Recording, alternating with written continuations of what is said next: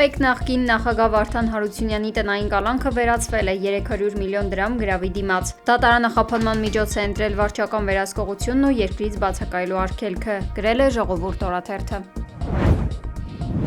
Իրանն ու Հայաստանը որպես հնագույն քաղաքակրթություններ պետք է հավատարիմ մնան բանականությանն ու երկխոսությանը։ Հայ ժողովրդին ուղղված հոդվածում հայտարարել է մեր երկրում Իրանի Իսլամական Հանրապետության դեսպան Խալիլ Շիրղոլամին։ Դեսպանն ընդգծել է, որ անկայունությունը հեշտությամբ է սկսվում, բայց դրա ավարտը երբեք հեշտ չէ, իսկ երկու ժողովուրդների պատմական փորձը պետք է ծառայի միմյանց ավելի լավ հասկանալու եւ իրար կողքին լինելու համար։ Հոդվածում Շիրղոլամին անդրադարձել է իր երկրում տեղի ունեցած վերջին իրադարձություններին եւ դրանցից բխող դասերին։ Դեսպանը շեշտել է, որ ցանկացած հասարակության առաջընթացի համար կարևոր է հստակ սահման անցկացնել խաղաղ բողոքի եւ կործանարար բռնության միջև, քանի որ երբ բողոքը վերածվում է անկայունության, դրա առաջին զոհը դառնում է հենց հասարակությունը։ Օկուպացված Արցախում հուղարկավորված զինվորների հարազատները Հայաստանի կառավարությունից պահանջում են արտաշիրիմում անել եւ իրենց հարազատների մարմինները տեղափոխել Հայաստան։ Նրանք այսօր պահանջագիր են ներկայացրել գործադիրին։ Եթե իրենց հարցին պատասխան չլինի, պատրաստվում են նստացույց սկսել։ Իրենք Արցախից վերադառնալուց հետո դիմել են այս շենքում նստածին եւ ասել են, որ պետք է արտաշիրիմում արվի, այսինքն Արցախից մի քանի անգամ արտաշիրիմում պետքա արվի, բերվի այստեղ, որպեսզի իրենք կարողանան խնկարկեն, պատշաճ իրենց հարազատների շիրիմներին կարողանան այցելել։ Այնտեղ ոչ շիրմաքար կա, ոչ կահավորված են այդ գերեզմաները։ Պարզապես ադրբեջանցիների ոտքի տակ են այդ գերեզմաները։ Եվ որևէ արձագանք, որևէ պատասխան չի եղել։ Ասեմ ավելին, Տիկին Բելան ինձ ուղարկել է մի նամակ, որ ուղարկել է արտաքին գործերի նախարար Արարատ Միրզոյանին, Արարատ Միրզոյանը փոխարենը ինքը գոնե մեկ մարդու ընդունի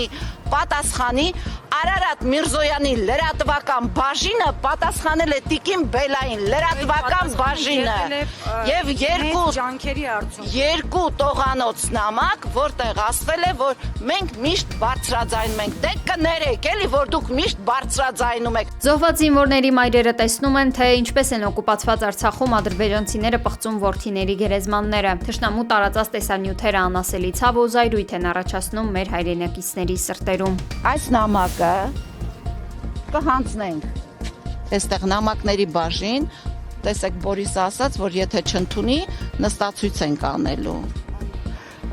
որովհետև եթե ցորեն, բրինձ, մակարոն եւ այլ բերում եք, բերեք սա, մինչև այս մարդկանց Արցախ վերադարձի հարցը կլուծվի։ Մարդու իրավունքների պաշտպան Անահիտ Մանացյանը լրագրողների հետ զրույցում անդրադարձել է կալանավորված Նարեկ Սամսոնյանի առողջական վիճակին եւ վիրահատության անհրաժեշտությանը։ ՄԻՊ-ը նշել է, որ անձամբ է միջամտել պրոցեսին եւ պետական մարմիններից պահանջել է անհապաղ կազմակերպել վիրահատությունը, եթե դրա բժշկական ցուցումը կա։ Մարդու իրավունքների պաշտպանության ազգային հաստատությունների գործունեության մեթոդաբանությունն այն է, որ այցեր պետք է իրականացվեն բացառապես այն դեպքերում, երբ դա անհրաժեշտ է ՄԻՊ-ի լիազորություններին վերաբերելի տեղեկատվություն ձեռք բերելու համար։ Մանասյանը պարզաբանել է նաև, թե ինչու անձամբ չի այցելել հացադուլ հայտարարած Սամսոնյանին, նշելով, որ Հայաստանում տարեկան հարյուրավոր հացադուլի դեպքեր են գրանցվում եւ աշխատակազմն առաջնորդվում է հատուկ մեթոդաբանությամբ։ Ըստ պաշտպանի, իրենք մշտական կապի մեջ են քրեկադորողական հիմնարկի հետ եւ հետեւում են, որպիսի պետությունը կատարի իր բժշկական եւ սոցիալ-հոգեբանական պարտավորությունները հացադուլավորի նկատմամբ։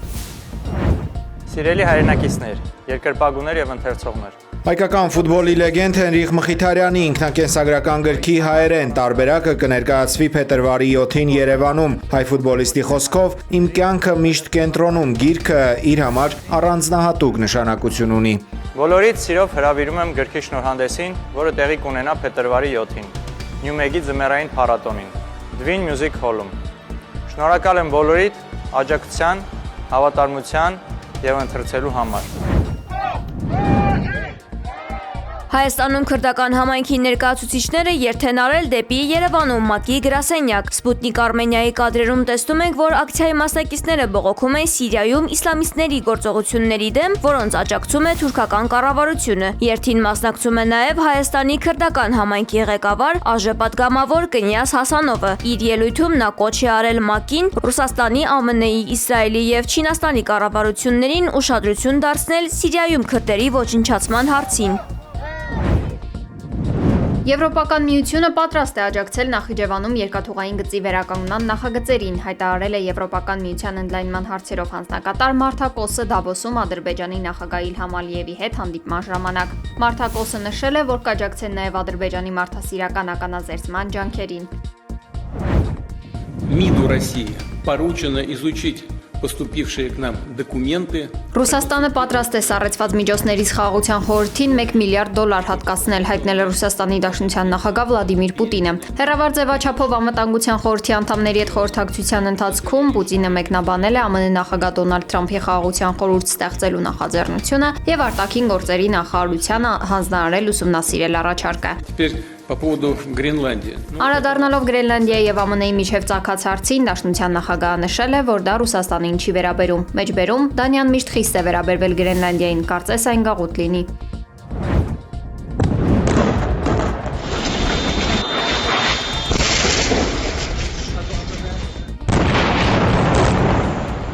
Սպուտնիկ Արաբիկի թղթակիցն ու այլ լրագրողներ Լիբանանում իսրայելական հարվածների թիրախ են դարձել։ Բեկորային թեթև վնասվածքներ են ստացել Ալ-Մայադին եւ Ալ-Մանար հեռուստաալիքների 5 լիբանանցի լրագրողներ։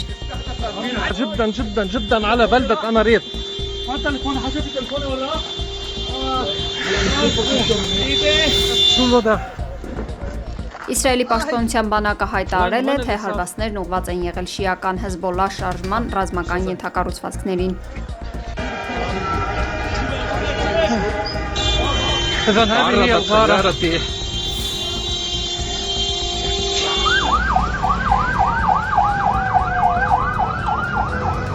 lot of progress. Կարծում եմ մնացել է մեկ հարց չհամաձայնեցված։ Քննարկել ենք այդ հարցի բազմաթիվ տարբերակները, հայտարարել է ԱՄՆ-հատուկ բանագնաց Սթիվ Ուիթքոֆը ուկրաինական հակամարտության կարգավորման մասին։ We're at the end now. ԱՄՆ-ում կարծում եմ, որ ժամանակն է ավարտել աշխատանքը։ Ուիթքոֆը հայտարարել է, որ տրամադրված է Պուտինի հետ հաջող բանակցությունների։ Նա նշել է, որ երկրները մեծ առաջընթաց են գրանցել, իսկ իր այցը Ռուսաստան շատ կարևոր կլինի։ And Rustem, they've been amazing, by the way. Ըստ լրատվամիջոցների, Ուկրաինայի նախագահ Վլադիմիր Զելենսկին կհանդիպի ԱՄՆ նախագահ Դոնալդ Թրամփին Դավոսում։ Ավելի վաղ նա հայտարարել էր, որ չի մեկնելու Դավոս, քանի որ Ուկրաինան ավելի կարևոր է։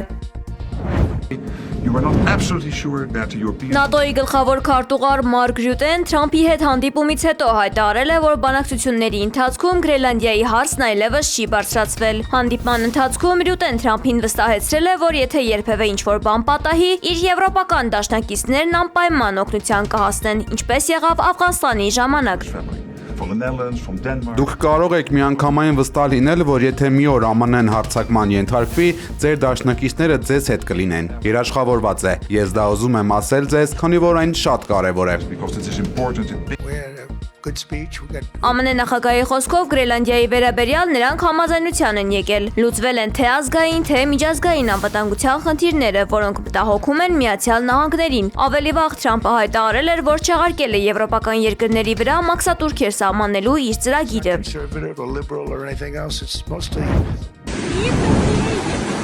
Աթենքում տեղատարապ անձրևները ողողել են փողոցները, քաղաքում փակ են մանկապարտեզները և դպրոցները, կան հոսանքազրկումներ, երթևեկությունը կաթվածահար է եղել։